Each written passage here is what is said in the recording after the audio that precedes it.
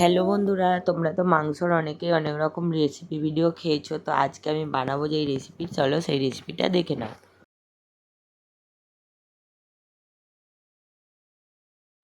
বন্ধুরা, আজকে আমি বানাচ্ছি আম চিকেন বা আম পোড়া মুরগি। তো এই রেসিপিটা একদমই আলাদা, খেতে কিন্তু দুর্দান্ত লাগে।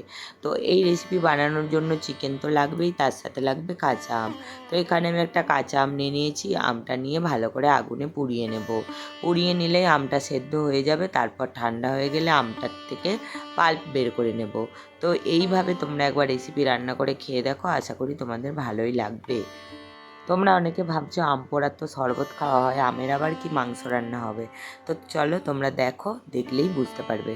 তো আমটা আমার পুরানো হয়ে গেছে। এবার আমি কিছু রসুনকে নিয়ে নিলাম, নিয়ে আমি এখানে পুড়িয়ে নিচ্ছি। তোমরা চাইলে গোটা অবস্থাতে পুড়িয়ে নিতে পারো।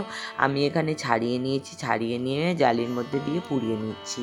তোমরা গোটাও ছাড়িয়ে নিতে পারো, তবে যতটা মাংস সেই পরিমাণে রসুনটা নিও। আমার এখানে 1.5 কিলোর গাওয়াগাই মাংস ছিল। তো একটা আম নিয়েছি, আমটা বেশ বড় সাইজই ছিল, খুব একটা ছোট না। আর নিয়েছি এখানে বেশ কিছু রসুনের কোয়া, সেগুলোকেও ছাড়িয়ে নিয়েছি, সেগুলোকে পুড়িয়ে নিচ্ছি। রসুনগুলো পোড়ানো হয়ে গেলে রসুনগুলো তুলে রেখে দেবো। আর নিয়ে নেব কিছু কাঁচা লঙ্কা। কাঁচা লঙ্কাকেও ভালো করে আমি পুড়িয়ে নেব। রসুন, কাঁচা লঙ্কা আর আমগুলোকে পুড়িয়ে নিতে হবে।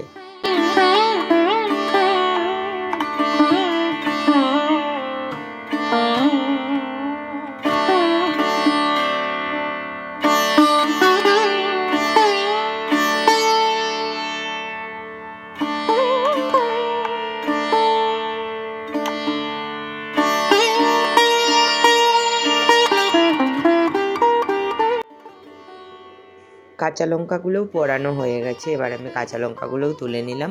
আমটা দেখো ঠান্ডা হয়ে গেছে। আমটা যখন ঠান্ডা হয়ে যাবে, এই কালো কালো অংশগুলো ফেলে দিতে হবে। পুড়ে যাওয়া অংশগুলো, খোলাটা ফেলে দিয়ে আমটার থেকে পাল্পটা বের করে নিতে হবে। তো আমটার থেকে পাল্পটা আমি বের করে নিচ্ছি। নিয়ে এবারে একটা মিক্সিং জারের মধ্যে রসুন, কাঁচা লঙ্কা, আমের পাল্প আর দিয়ে দেবো বেশ কিছুটা আদা। যতটা পরিমাণে আদা লাগবে ঠিক ততটা পরিমাণে আদা দিও। মাংস অনুযায়ী, তোমাদেরকে আগেই বলেছি মাংস অনুযায়ী আদাটা দিয়ে দিও। দিয়ে আমি এখানে কি করব, মিক্সিং বলে সব উপকরণগুলো নিয়ে মিক্স করে নেব আর পেস্ট বানিয়ে নেব। দেখতে পাচ্ছ এরকম একটা কালারের পেস্ট তৈরি হয়ে গেছে, কালো কালো টাইপের। তো এর মধ্যে আমি দিয়ে দেব বেশ কিছুটা মধু। মধুটা তোমরা পরিমাণ মতো দিও, আমটা বেশ টক আছে, তো আমি মধুটা সেই মতোই দিলাম। তোমরা চাইলে কম বেশি দেখে নেবে। আর এখানে তোমরা যদি পারো একটু কাসুন্দি দিয়ে মাখতে পারো আমের পাল্পটাকে। আমি কিন্তু এখানে কাসুন্দিটা দিলাম না। এখানে তোমরা তোমাদের নিজেদের মতো কাসুন্দি দিতেও পারো, নাও পারো। তো দিয়ে আমি এবারে মাংসটাকে যে ধুয়ে জল ঝরিয়ে রেখেছিলাম তার মধ্যে দিয়ে দিলাম আমের আদা বাটা, রসুন বাটা, আম পোড়া সব যে পেস্টটা, ওই পেস্টটা দিয়ে দিলাম। দিয়ে দেওয়ার পরে এরপরে দিয়ে দেবো 2-3 চামচ মতো হলুদের গুঁড়ো আর স্বাদ মতো লঙ্কার গুঁড়ো। লঙ্কার গুঁড়ো তোমরা পরিমাণ মতো দিও। এখানে আমি কাঁচা লঙ্কা পোড়া দিয়েছি, তো তো সেই হিসাবে লঙ্কার গুঁড়োটা সেই মতো দিও। আর এখানে দিয়ে দেবো ধনে গুঁড়ো 2 চামচ আর জিরের গুঁড়ো 2 চামচ। আর দিয়ে দেবো লবণ, স্বাদ মতো লবণ দিও। আর দিয়ে দেবো কাশ্মীরি লঙ্কার গুঁড়ো, যেটা লাল হওয়ার জন্য। ওটা অপশনাল, তোমরা দিতেও পারো, নাও পারো। আমি কাশ্মীরি লঙ্কার গুঁড়োটা দিই সব রান্নায়। মাংস রান্না করলে অবশ্যই আমি কাশ্মীরি লঙ্কার গুঁড়োটা দিই, তাই আমি কাশ্মীরি লঙ্কার গুঁড়োটা দিলাম। সমস্ত উপকরণগুলো দিয়ে ভালো করে হাতে করে মাখিয়ে নিয়ে 1.5 ঘন্টা মতো মাখিয়ে রেখে দেবে, যাতে আমের ফ্লেভারটা ওর মধ্যে ভালো করে প্রবেশ করে যায়। মাংসর মধ্যে প্রবেশ করে গেলে তারপর রান্নাটা শুরু করলে এর টেস্টটাও খুব ভালো হয়, গন্ধটাও খুব সুন্দর হয়। তো আমি এটা 1-1.5 ঘন্টা মতো মাখিয়ে রেখে দিচ্ছিলাম। হাতে যদি খুব বেশি সময় না থাকে, আধ ঘন্টা মাখিয়ে রেখে দিও। তো চলো দেখো, এরকম মাখিয়ে রেখে দিয়েছিলাম। তো এটা ফ্রিজেও রাখতে পারো, বাইরেও রাখতে পারো। তো 1 ঘন্টা পর আমি রান্নাতে চলে এসেছি। আমি এখানে কড়াই বসিয়ে নিয়েছি। কড়াইয়ের মধ্যে দিয়ে দিলাম সরিষার তেল। বেশ কিছুটা পরিমাণে সরিষার তেলটা দিলাম। তেলটাকে খুব ভালো করে কিন্তু গরম করতে হবে। তেলটা খুব ভালো করে গরম হয়ে গেলে এখানে দিয়ে দেব ছোট্ট ছোট্ট কুচিয়ে রাখা পেঁয়াজ।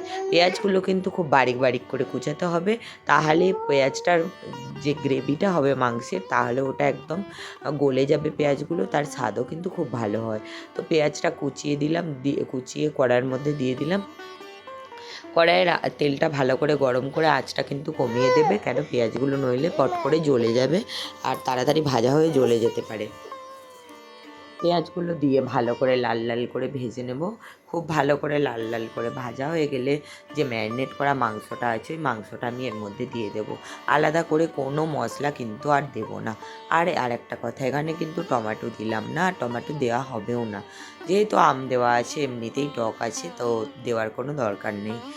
দেখো এখানে মাংসটা দিয়ে এবারে আমি ভালো করে কষিয়ে নেব।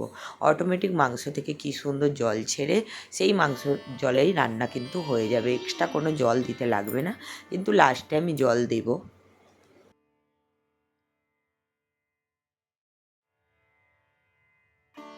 ঢাকা দিয়ে দিয়ে আমি মাংসটা রান্না করে নেব। আর হ্যাঁ বন্ধুরা, একদিকে আমি কিন্তু গরম জল বসিয়ে দিয়েছি আর তার মধ্যে দিয়েছি লবঙ্গ, এলাচ আর দারুচিনি। তো এই জলটার মধ্যে দিয়ে জলটা ভালো করে ফুটিয়ে নিয়ে তারপর ছেঁকে সেই জলটা আমি মাংসর মধ্যে দেব। তো ওই ভিডিওটা আমার স্কিপ হয়ে গেছে, ভিডিওটা করতে মানে করেছিলাম কিন্তু জানি না ভিডিওটা অন করেছিলাম নাকি, তো স্কিপ হয়ে গেছে, তো ওটা আমি দেখাতে পারলাম না, তো তোমাদেরকে সেটা আমি বলে দিলাম।